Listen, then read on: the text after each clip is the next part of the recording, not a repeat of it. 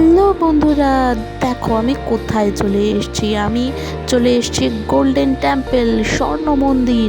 খুবই সুন্দর লাগছে। না না, এটা পাঞ্জাবের স্বর্ণ মন্দির নয়। আমি চলে এসেছি বজবজ পূজারি অঞ্চলের এবছরে তরুণ সংঘের কালী পূজা প্যান্ডেলে, যাদের 50 বছর পূর্তি উপলক্ষে এবছরের থিম ছিল পাঞ্জাবের স্বর্ণ মন্দির বা গোল্ডেন টেম্পল, যেটাই বলতে পারো। যেটা একেবারে রিয়েল লাগছিল। তো চলো ভেতরে প্রবেশ করছি। ভেতরে প্রবেশ করে মা কালীর দর্শন করা যাক। তো ঠিক দেখো, চলে এসেছি ভেতরে। আর প্যান্ডেলটা আশেপাশে এরকম খুবই সুন্দর লাগছিল এবং ভিড়টাও যথেষ্ট হচ্ছিল আস্তে আস্তে। তো এই হচ্ছে মা কালী, যাকে ছাড়া এই প্যান্ডেল একেবারে প্রাণহীন মনে হবে, যাকে উদ্দেশ্য করে এত পরিশ্রম, এত খাটাখাটি। দেখো, এই হচ্ছে মা কালী। তো মা কালীর দর্শন করলে আশা করছি তোমাদের ভালো লেগেছে।